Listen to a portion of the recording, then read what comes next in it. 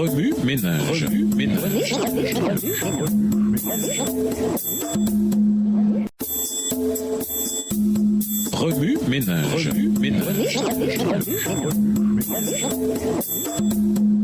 Bienvenue dans votre émission. Remue ménage. Nous voilà à la leçon de vendredi. Logique versus amour. Lisons Romains 5, les versets 1 et 2. Romains 5, les versets 1 et 2.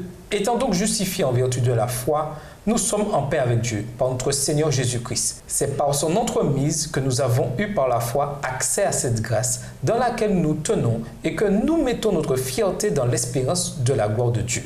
Pour conclure, dans son livre My Utmost for His Highest, Mon maximum pour le Très-Haut, Oswald Chambers écrit « Le salut de Dieu ne repose pas sur la logique humaine, mais sur la mort sacrificielle de Jésus. Malgré nos tentatives de comprendre comment une personne innocente peut mourir volontiers pour un coupable, cette idée semble n'avoir aucun sens. Plus nous essayons de raisonner cet acte, plus il nous semble illogique.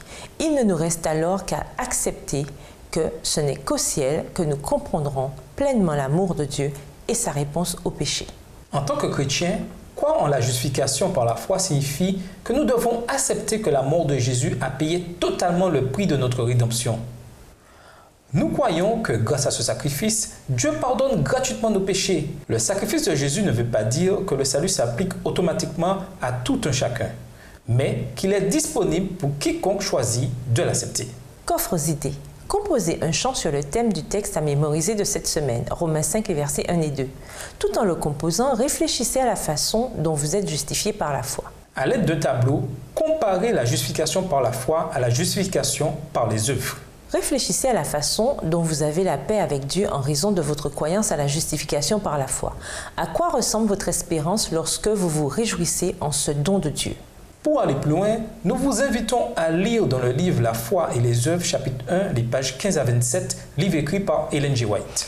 Ainsi que le livre Faith That Works, la foi agissante, écrit par Maurice Vanden. Au revoir. Et à demain si Dieu veut.